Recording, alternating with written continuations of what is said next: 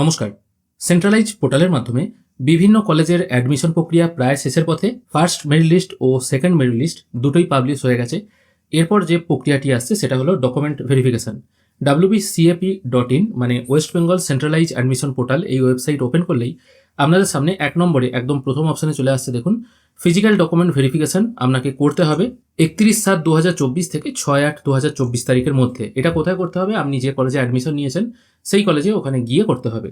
এবং তারপরে লাল কালিতে একদম হাইলাইট করে লেখা আছে, without physical verification of documents your candidature will stand cancelled.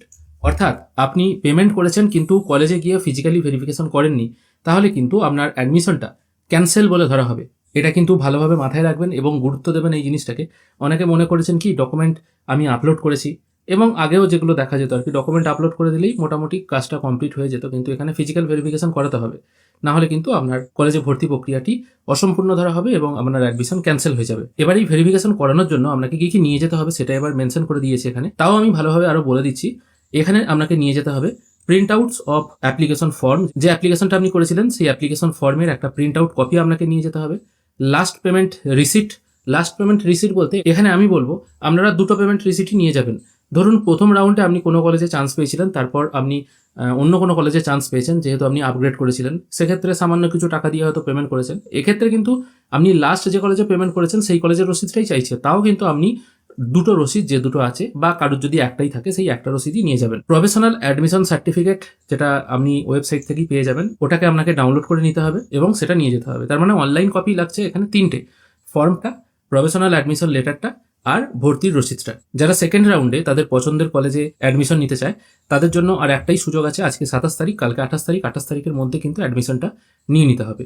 এবার এখানে আলোচনা করে নেবো আপনাদের ফিজিক্যাল ভেরিফিকেশনের সময় কোন কোন ডকুমেন্ট নিয়ে যেতে হবে। ফিজিক্যাল ভেরিফিকেশনের জন্য আপনাকে যে ডকুমেন্টগুলো নিয়ে যেতে হবে সেগুলো এখানে দেওয়া আছে, আর এই অপশনটা আপনারা পেয়ে যাবেন কলেজের যে মেন ওয়েবসাইট আছে wbcap.in। এখানে ফ্রিকোয়েন্টলি আস্কড কোশ্চেনের 50 নম্বর পয়েন্টে এখানে দেখুন লেখা আছে কি কি নিয়ে যেতে হবে। দেখুন সমস্ত আসল ডকুমেন্ট এবং 1 কপি সেলফ অ্যাটেস্টেড ফটোকপি প্রয়োজন, মানে অরিজিনালও নিয়ে যাবেন এবং সেলফ অ্যাটেস্টেড একটা জেরক্স কপি নিয়ে যাবেন।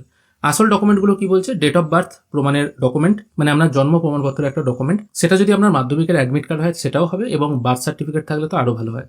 তারপর কি বলা হচ্ছে? 10+2 এর রেজিস্ট্রেশন সার্টিফিকেট, যেটা সবুজ কালারের হয় দেখবেন ম্যাক্সিমাম, 10+2 এর রেজিস্ট্রেশন সার্টিফিকেট। তারপর নিয়ে যেতে হবে মাধ্যমিকের মার্কশিট, উচ্চ মাধ্যমিকের মার্কশিট। আপনার কাছে যদি SC ST বা OBC সার্টিফিকেট থাকে সেই সার্টিফিকেটের যে প্রমাণপত্র আছে সেটা নিয়ে যেতে হবে। জেনারেল হলে তো কিছু লাগছে না। আপনি যদি ফিজিক্যালি হ্যান্ডিক্যাপ হয়ে থাকেন সেই সার্টিফিকেট যদি থাকে সেটা নিয়ে যাবেন। EWS সার্টিফিকেট যদি থাকে নিয়ে যাবেন, অন্যথায় কিছু দরকার নেই।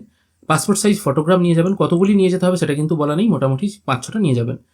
বৈধ ফটো ID প্রুফ, মানে এটা আপনি আধার কার্ড নিয়ে যেতে পারেন, ভোটার কার্ড নিয়ে যেতে পারেন, প্যান কার্ড নিয়ে যেতে পারেন, তবে আধার কার্ডটাই সব জায়গায় বৈধ হয়। আধার কার্ড এখানে মেনশন করা আছে।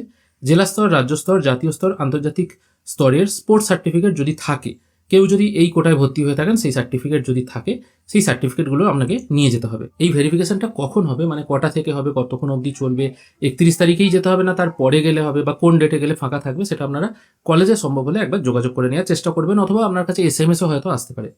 তাই যারা কলেজে চান্স পেয়েছে তাদের অবশ্যই এই ডকুমেন্টগুলো এখন থেকে রেডি করে রাখতে হবে এবং জেরক্স করেও রাখতে হবে ফিজিক্যাল ভেরিফিকেশনের জন্য।